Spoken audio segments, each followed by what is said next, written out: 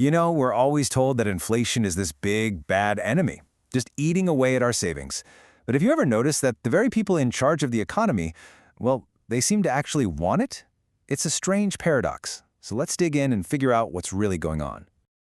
So let's start with what I call the 2% paradox, because there's this huge contradiction right at the heart of our economy. And it's a contradiction that you and I feel every single day, right? That slow, steady creep of prices that makes it feel like your paycheck is buying less and less.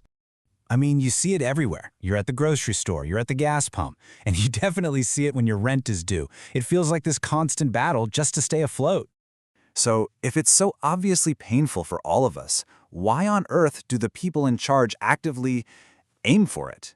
Because this is the key thing to understand. This is not an accident. It's not a bug in the system. It's a feature. It is a deliberate, calculated policy.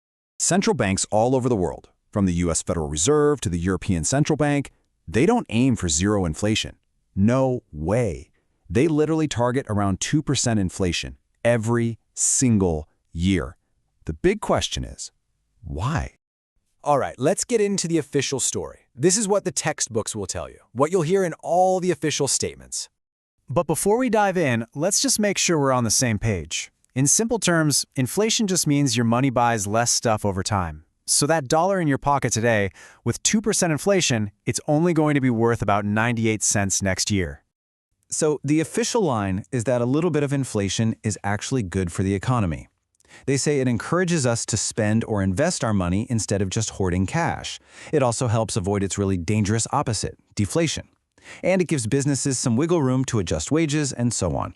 Now, all of those points are part of the story, for sure, but I want you to pay close attention to that last one, the one about making debt easier to manage. Because that one, well, that's the key. It's by far the most powerful and honestly the most unspoken reason for this entire policy. Which brings us to what I call debt's silent eraser. This is the biggest, yet least discussed reason for targeting inflation. And once you understand this, the whole puzzle really starts to come together. To get this, we need to talk about debt. But I'm not talking about your personal credit card. Nope, we need to think much, much bigger. We're talking about the biggest borrowers on the entire planet, national governments. Okay, just look at this. If a government borrows $100,000 today, and inflation just chugs along at that 2% target, 30 years from now, the real value of what they have to pay back has been cut by nearly half. They are literally repaying that loan with money that is worth way less. And that's the magic trick from their point of view. Inflation lets governments reduce their massive debt loads without making politically toxic decisions, like raising your taxes or cutting spending. It all happens silently, in the background. No vote needed. Now, to be fair, it's not that central bankers are just evil and want to watch your savings burn. It's not that they love inflation. It's that they are absolutely terrified of the alternative. And here's the dilemma they face. Think of it as choosing the lesser of two evils. On one side, you have a little inflation, which erodes savings, but keeps the economy moving and makes debt manageable. On the other side, you have deflation, falling prices. That sounds great, right? But it's an economic disaster. It makes debt a heavier burden and can cause the entire economy to just seize up, because why spend $1 today if it'll be worth more tomorrow? And this is the core idea. They want your cash to feel like a melting ice cube. If you know that the money in your hand is slowly losing value, you're not going to just sit on it. You're going to spend it or invest it. And that action is what keeps the whole economic engine humming. So let's wrap this all up. The main takeaway here is that rising prices aren't an accident. They are a policy. And when you really get that, your entire perspective on the economy starts to shift.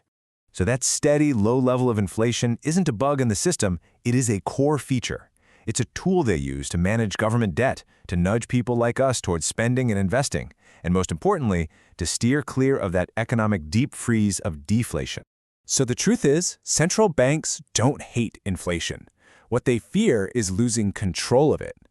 The goal was never to get rid of it. The goal is to manage it, to keep it on a steady, predictable leash.